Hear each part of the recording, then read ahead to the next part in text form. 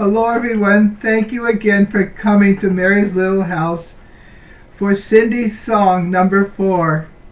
I promised you yesterday that I would show you one of the acquisitions that we got in when we collect religious articles and holy books and spiritual reading and things from people who donate it to us or from the thrift stores that we got. We have sometimes very great treasures from this, which we venerate here at Mary's Little House. And our latest acquisition, and it's sitting now behind me here, is a bust of Jesus Christ, the Good Shepherd. As you can see, he's wearing a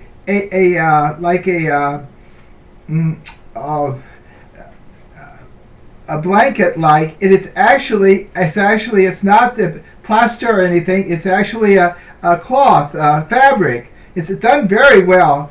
The sheep, she's holding a sheep, a lamb, which is so very very defined and very detailed, and he's holding it against his bosom, like the Isaiah. He picks up the lamb and holds the lamb to his bosom. That's us. He's holding to his heart, But anyway, it's a bust. It's let me just get. Can't you see it here? I don't want to drop it. It's just a beautiful, almost a folk art, and it's lovely. And it's on a pedestal. We have a little doily underneath it in the front room, and it's on another pedestal opposite of Saint Agnes, Virgin and Martyr, and it's beautiful against the natural red brick wall there, and it goes right, balances off with Saint Agnes Saint Agnes, Virgin and Martyr, one of the first Roman martyrs in early Rome. So he's just so beautiful, and he's I was ready to give it away, but I kept looking at it, and I said, "No, Lord, because you are working in this way. You can't be too selfish. You can't be too what do you call it? Covetousness or whatever. You covet, yeah. You got to be free." And it was ready to be out the door. I was going to send it to the Hispanic ministry. I was trying to figure out how I was going to pack it up and everything.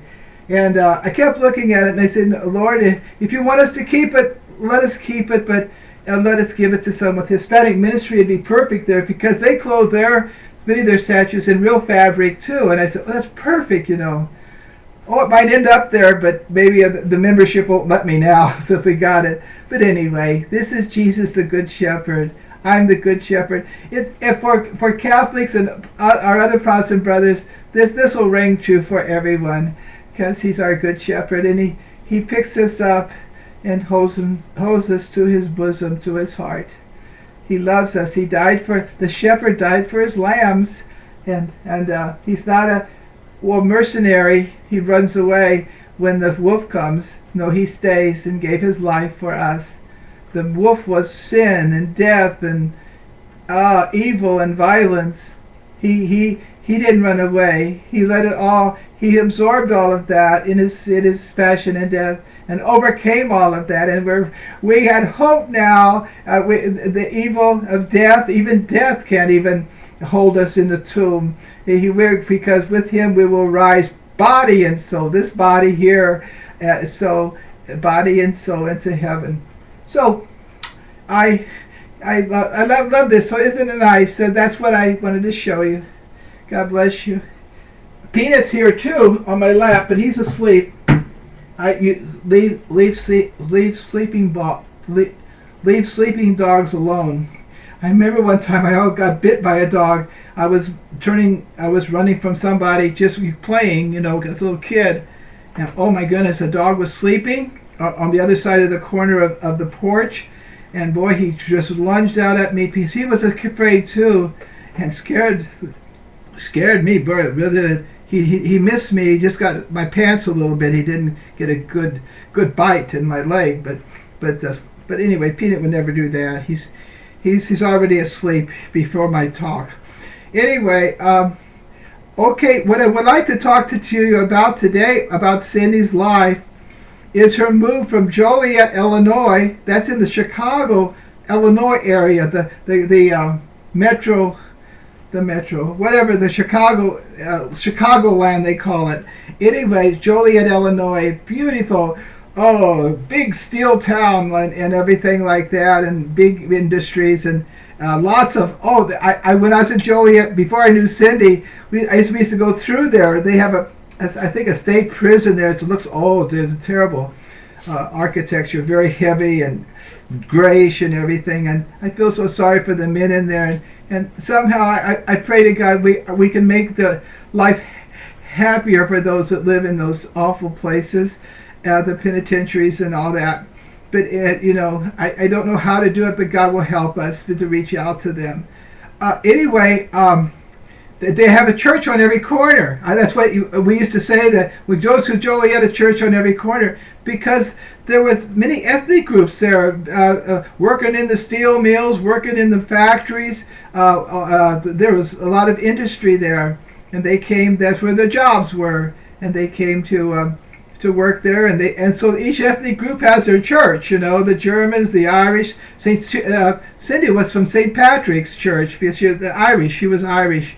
And she had a German name, though. Her father was Heike, that's German. But anyway, her mom was Irish. So I guess they have territorial parishes, too, besides ethnic parishes. But, there's steeples all over the place. Catholic, lots of Catholic churches. I say church on every corner. And also our brothers and sisters, Protestant brothers and sisters, have beautiful churches, too. That steeples all over Joliet, Illinois. But anyway, she had an apartment up there when she was coming down here, and Our Lady said not to go back. Let send up the movers or the U-Haul people, and she got volunteers here. They were so gracious to help her. They went up and packed, and some members of the early ministry. They went up and packed everything away. She left everything to them. She wasn't going to look back. That's the idea, not to look back. She was going to do what Mary asked of her. Okay, so she did that, and she moved from Joliet to Belleville, Illinois, or to Centerville. Centerville's right. In fact, on the other side of the fence is Belleville. That's the shrine property. They're in Belleville. I'm in Centerville, so I could stand on the edge of one foot in Belleville and 1 foot in Centerville. I'm right in the middle, but we have a Centerville address. And anyway, she moved from there to Belleville, Centerville area to the Mary's little house from Joliet, Illinois, as I said.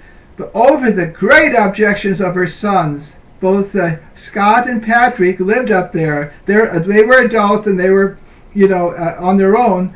But they didn't want Mom to leave them, and they objected very strenuously. And Mother was very strong. There's no one who loved her children more than she. But she was down and determined to be obedient to Blessed Mother. She wrote a loving letter to them both, a long, loving letter to them, explaining what she was about to do and what she was doing. Okay, so my point is here, no matter what the difficulties, the moving, not having a house, the strenuous, very strong objection of her sons for her to move from Joliet to southern Illinois, to Belleville, Centerville, Illinois, nothing would stop her. I think of the Saint Jean de Chantal. One of her boys didn't want her to leave either. Now this is not Cindy, but it's almost like it. And to become a sister, to be a foundress of the religious order with the help of Saint Francis de Sales. Anyway, the boy laid down in front of her and to stop her from going, and she stepped right over him and was determined to do the God's will, no matter how much her loved ones pleaded with her not to be a sister or not to go or whatever. Well, I thought of that when I saw how the sons were really strong against her leaving. She always prayed for them and everything like that. And they were adults and they were on their own, so it wasn't like they was leaving them needy or something like that. No, she would never do that. Anyway, they had jobs and all that. Okay, I am so happy to talk to you. So sometimes parents have to be strong for their kids, be strong for their families, and do God's will. Yes,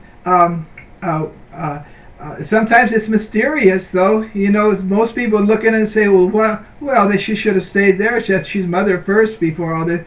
But the children, they were old enough and they were on their own, and they knew there's nobody that loved them more than their mother. You know, so they it wasn't like she was abandoning them. They were already they're adults and everything like that.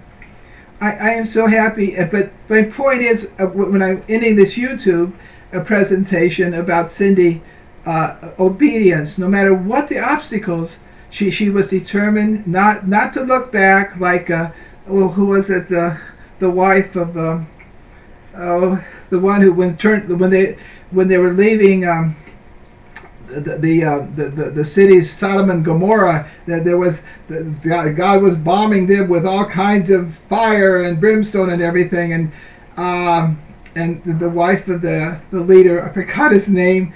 Oh, everybody else probably saying, "Oh, you should remember that." And she looked back. She wasn't supposed to look back, and we're not supposed to look back. But yeah, I'll make a point about that. But anyway, she looked back, and what she turned into? A pillar of salt. There's all kinds of pillars of salt by the Dead Sea, by the way. That's where Sodom and Gomorrah was.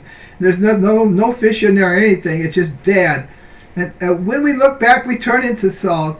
It's just there's nothing growing because we're looking back. We're getting chivalry. We're starting to waver. Jesus says, "Those who put their hand to the plow and look back are not worthy of the kingdom." So when God calls us, we're not to look back. We're to go straight forward and do the Father's will, not to look back. Then we become jello and mushy and indeterminate and Hamlet-like, to be or not to be. We're all over the place. When we know what God's will is, as Cindy did, we go forward. St. Paul said, I keep my eye on the finish line, and we go for it. God's got all the paths taken care of in His mercy and love and wisdom. So Cindy was one who never looked back, and so we can imitate her that way. God bless you.